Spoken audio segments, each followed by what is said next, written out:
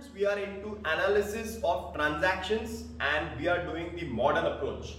I have taken 2 lectures on the modern approach and this is the last lecture.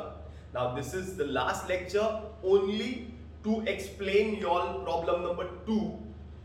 Page number is 43. So let's begin. Now this problem I am not going to solve in the class. I am going to make you all understand how to solve this problem. You all will be doing this problem as a homework, okay? Because we are meeting after a long time. मतलब अभी vacations में हमने modern approach पे ज़्यादा focus नहीं किया. Vacation के पहले मैंने एक लेक्चर मॉडर्न अप्रोच पे लिया था. अब मैंने दूसरा लेक्चर के बाद ये तीसरा लेक्चर है, तो एक बार क्लियर कर लेते हैं फिर से एक बार. The first one is Meghraj started business with cash 30,000. Meghraj started business with cash 30,000. When the businessman is starting the business with cash, that means 2 accounts involved are cash account and capital account. 2 accounts involved are cash and capital. Cash and capital. Okay? Category of cash account. Cash is an asset. Capital is capital. Cash comes इन क्योंकि business में पैसा आता है. Cash comes इन. तुम लोग बोलेंगे sir आप नहीं सॉल्व कर रहे हैं और आप सॉल्व कर रहे हैं. And proprietor is the giver. Is giver. मैं सिर्फ समझा रहा हूं पहला ट्रांजैक्शन इसके लिए. Rules applied is cash comes इन तो इंक्रीज इन असेट. अगर इंक्रीज इन असेट है तो डेबिट और इंक्रीज इन कैपिटल है तो credit. Hope this is clear. समझ में आ गया रहेगा मतलब कि कैसे सॉल्व करते हैं. समझ में क्या 2 लेक्चर से तो आपको समझ में आ ही गया रहेगा. Third, deposited cash into bank of India. 2 accounts, cash account and bank of India. Cash is an asset. Bank is also an asset. Bank is an asset. Okay. Cash goes out क्योंकि bank में deposit किया तो cash गया. And bank is the receiver. बराबर ना, वो लिख सकते हैं. Rule applied. Increase in asset तो cash decrease in asset cash goes out ना, तो decrease in asset cash account credit and increase in asset bank account is debit. Bank account is debit. अरे समझ में आ रहा है क्या? क्लियर है? लॉजिक क्लियर है? तुम लोग कर सकते हैं खुद से. Withdrew cash 1,000 for personal use. Personal use दिमाग में घंटी टन. ड्रॉइंग्स. विड्रू कैश तो cash account drawing account. Cash account drawing account. Cash account drawing account. Chandni Chowk Dehradun. Drawing हमेशा डेबिट होएगा और कैश हमेशा नहीं होएगा क्रेडिट, बट कैश क्रेडिट होएगा. एक डेबिट होएगा तो दूसरा क्रेडिट होएगा. बराबर है. तो withdrew cash 1,000 for personal use तो ड्रॉइंग डेबिट होने वाला है. तो ड्रॉइंग का कैटेगरी क्या आएगा? अगर मैं इधर लिखता हूं कैश अकाउंट और ड्रॉइंग अकाउंट. कैश और ड्रॉइंग. कैश और ड्रॉइंग. तो कैश अकाउंट कौन सा अकाउंट है? असेट है. कैटेगरी असेट है. ड्रॉइंग का कैटेगरी क्या डालते हैं? कैपिटल डालते हैं. बराबर है. तो विड्रू कैश तो कैश गोज आउट ना, तो decrease in asset. Asset decrease तो कैश क्रेडिट. और ड्रॉइंग क्या? डेबिट क्योंकि capital decrease in capital. Drawing से क्या होता है? कैपिटल कम होता है. इंक्रीज इन कैपिटल तो क्रेडिट होता है, तो डिक्रीज इन कैपिटल तो डेबिट होएगा. अरे समझ में आ गया? किया है पहले भी किया है ऐसा. Purchase goods on credit from Nilesh. Purchase goods. Purchase goods कौन सा account? Purchase account. Very good. Purchase goods purchase account and credit पे खरीदा है तो Nilesh account. Purchase account Nilesh account. बराबर ना. पारो दही से चाट बनाती तो परचेज क्या होता है? डेबिट होता है. परचेज क्या होता है? डेबिट होता है. परचेज क्या होता है? डेबिट.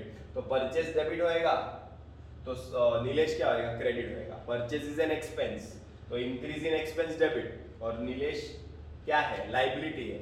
इंक्रीज इन लाइबिलिटी तो क्रेडिट. लाइबिलिटी है. नीलेश क्या है? लाइबिलिटी है. नीलेश क्या है? लाइबिलिटी है. आगे cash purchases 3,000. Cash purchases means purchase goods तो purchase account cash account. Purchase account cash account.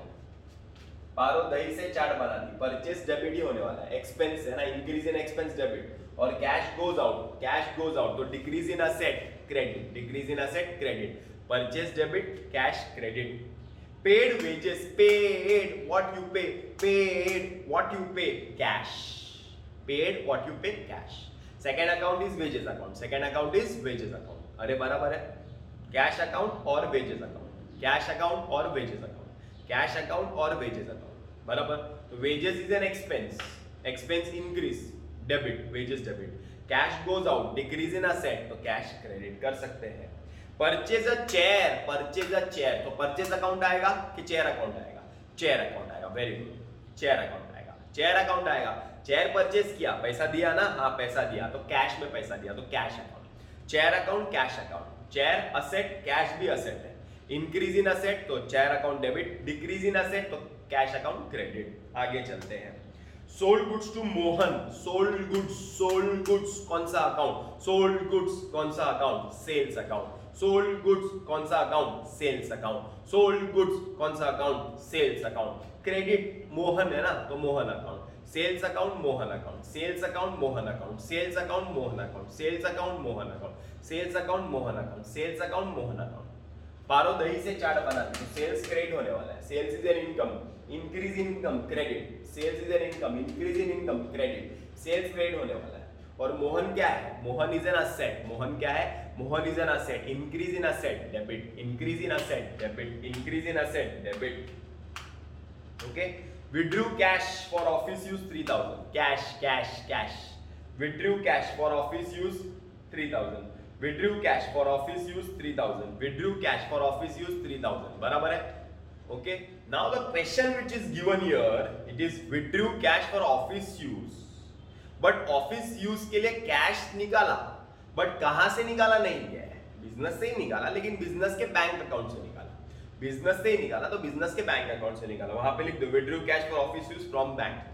तो कैश निकाला बैंक में से, कैश निकाला बैंक में से. दो account, cash account, bank account, cash account, bank account, cash account, bank account, cash account, bank account. तो कैश निकाला ना ऑफिस यूज के लिए, मतलब पैसा आया, cash comes in, cash comes in, and bank is the giver.